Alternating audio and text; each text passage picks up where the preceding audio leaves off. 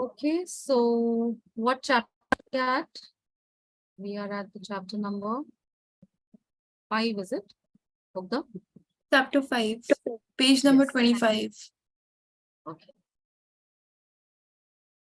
Yes, this we did yesterday, chapter 5, page 25. Over to you, Meera. Thank you, Aarti. Chapter 5. If we can only feel what we are thinking, don't we need to think positively to feel that way? We are ever only one thought away from peace, love, and joy, which come from a state of no thought. Dicken Bettinger. There is a caveat that I haven't mentioned yet to the principle that we can only feel what we are thinking. The more accurate way of describing it is that we can only feel negative emotions when we are thinking. The goal isn't necessarily to completely stop feeling negative emotions. Some of the negative emotions can be helpful, such as feeling fearful when deciding to walk down a dark alley alone with no one else in sight. These negative emotions are only helpful to us in terms of survival. But if we don't constantly encounter life or death situations, negative emotions are more unhelpful than helpful for most of us. We are going to be moving forward with the context that we are not struggling for physical survival.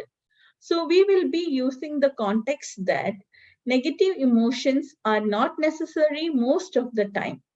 When I mention that we can only ever feel what we are thinking, most people assume that we must think positive to feel positive emotions.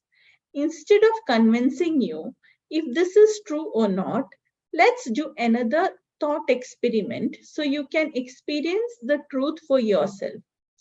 Recall a time when you felt the most joy and love you have ever felt in your life and feel the feelings that you felt at that time as much as you can for at least 30 seconds. What kinds of thoughts were going through your mind at that peak moment when you felt the most joy and love? I am not asking what were you doing at that time, but what thoughts were going through your head at that exact moment. For many people, that answer this. They realize that they don't have any thoughts during that exact moment. They didn't have any thoughts during that exact moment. For others, they say that the thought was that they were so grateful or happy. For those that answered that they had the thought that they were grateful, did you feel that joy and love before you had that thought or after? Take 10 to 15 seconds to answer that question before moving on. Yeah, let's do that. Let's all of us introspect a little. Just write down that incidents in your diary or journal, whatever you have right now, and go back to it after we are done with the session. Answer this question.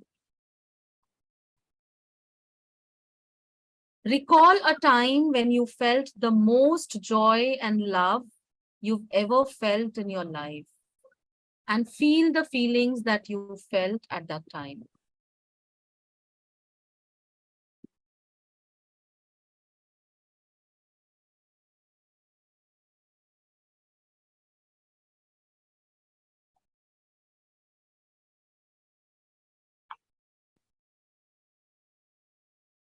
Make a note of it and come back to it after the session is over.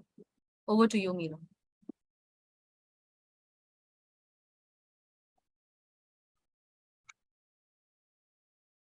What's crazy is that most people didn't have any thoughts going through their mind when they felt the happiest and the most amount of love in their lives.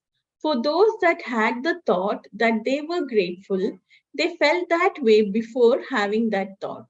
If they had that thought, it happened after they felt the feelings. So the thought could not have produced the feeling. This brings us to another truth. You do not have to have thoughts or think to feel positive emotions. The beautiful part about truth is that it needs no justification because it can be experienced right here, right now.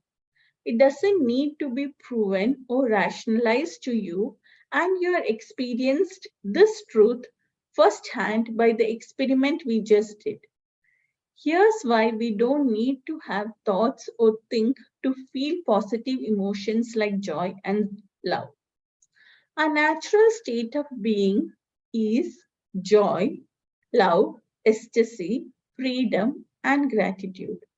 This may be hard to believe because if it's natural, why don't we feel that way all the time? I will answer this in a bit.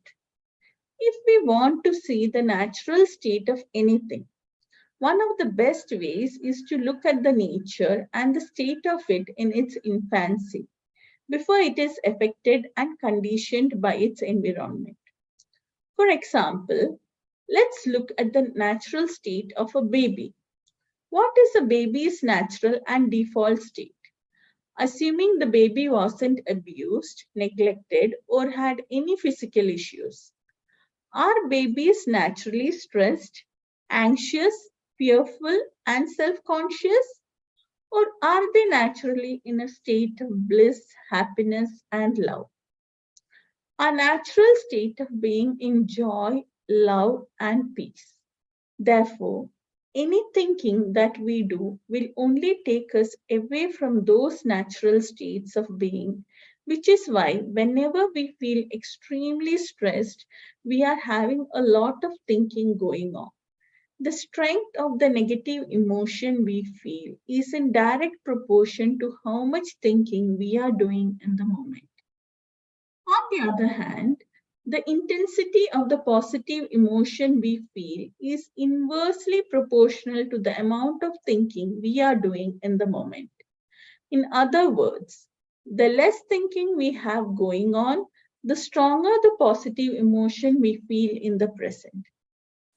To see the truth in this, recall a few other memories you had when you were extremely stressed and anxious and see how much thinking was going on at that time. Take about 1 or 2 minutes to do this. Then recall a few memories where you were at your happiest or felt the most joy and love and see how much thinking you had going on at that time. Take another 1 to 2 minutes to do this before moving on to really experience and internalize the truth of what you see. An analogy that my coach taught me that helped crystallize this concept was to imagine our mind as a speedometer, like in a car. But instead of miles per hour, it is thoughts per minute. The more thinking we have going on, the higher the thoughtometer goes. And if we have enough thinking going on, it will go into the red zone. This is when we feel extremely stressed, burned out, frustrated, and angry. It is not the content of our thinking that causes us stress, but that we are thinking, period.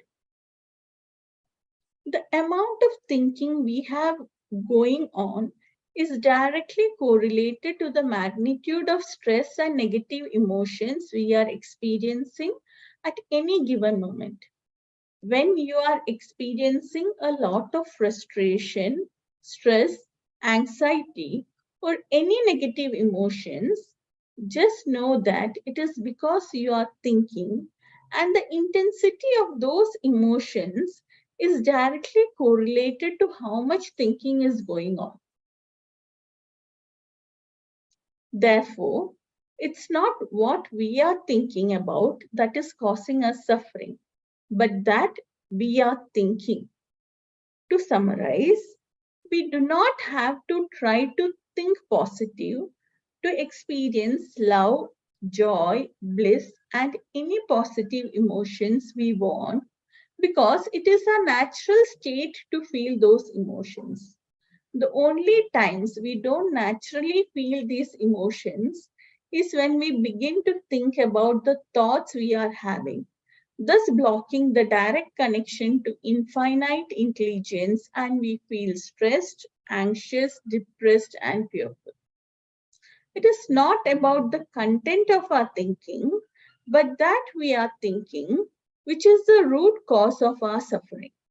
The intensity of the negative emotions is directly correlated to the amount of thinking we have going on in the present. The less thinking we have, the more space we create for positive emotions to naturally surface. Thank you. Thank you so much, Meera, for taking this up. Thank you very much.